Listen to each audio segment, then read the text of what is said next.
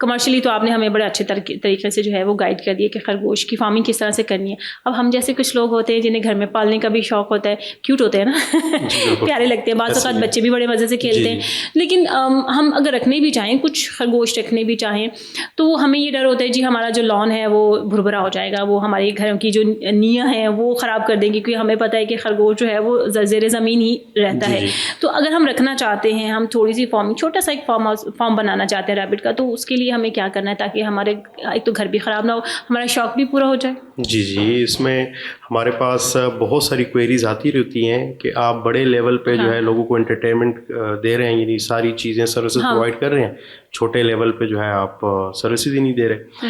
تو ہم نے 2025 میں 2 چھوٹے پیکیجز اناؤنس کیے تھے. اچھا. ان کا مقصد یہ تھا کہ آف فارمنگ مین بیک یارڈ فارمنگ, کہ چھوٹے لیول پہ اگر کسی کے پاس گھر میں چھوٹے سا حصہ ہے جو کہ ویکنٹ ہے, خالی ہے, تو وہاں پہ وہ کچھ چند ریبٹ رکھ کے اپنی لائف میں ایزینس کریٹ کر سکتے ہیں. جیسے کہ اگر ہم چھوٹا ماڈل لے لیں 7 ریبٹس کا, 7 ریبٹس ہیں, 7 ریبٹس میں 5 مادائیں ہیں, 2 نر ریبٹ ہیں. اچھا. یہ ایک ایسا پیکج ہے اگر کوئی بھی گھریلو سطح پہ اس کو رکھے اور ساتھ میں کچن ویسٹ کو یوٹیلائز کرے.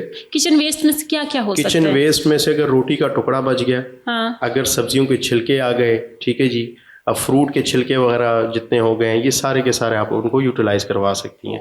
گھر میں اگر کوئی درخت ہے اس کے پتے ڈال دیے, اگر قریب کوئی منڈی ہے, سبزی منڈی ہے, وہاں سے ویسٹ مٹیریل اٹھا کے ان کو کھلا دیں, سبزیاں وغیرہ. ہاں, یعنی ایک ٹائم پہ آپ نے ان کو کنسنٹریٹڈ خوراک یعنی کہ ونڈا, اور باقی 3 ٹائم جو مرضی جو دستیاب ہو آپ ان کو استعمال میں لے کے آ سکتے ہیں, ان کو کھلا سکتے ہیں. اس سے یہ ہوگا کہ ان 7 ریبٹ سے زیادہ تو نہیں, لیکن ماہانہ آپ آرام سے 10-12 سے 15 ہزار کما سکتے ہیں. یعنی اتنی ارننگ آپ کو ہوگی کہ اس سے آپ کی لائف میں کچھ ایزینس کریٹ ہوگی. ٹھیک ہے. اس کے لیے اگر آپ ایک بچہ ہے, اس کے گھر کے فار ایگزامپل اسکول کی فیس جو ہے آپ پہ برڈن بن رہی ہے, تو کم از کم وہ اس سائڈ سے آپ کو ہیلپ آؤٹ کرے. تو یہ بھی 7 خرگوش جو آپ نے کہے گھر میں رکھ سکتے ہیں, تو اس کے لیے بھی کیج ہونا ضروری ہے کہ وہ زیر زمین گھر میں لان میں یا کہیں بھی, یا چھت پہ کہیں؟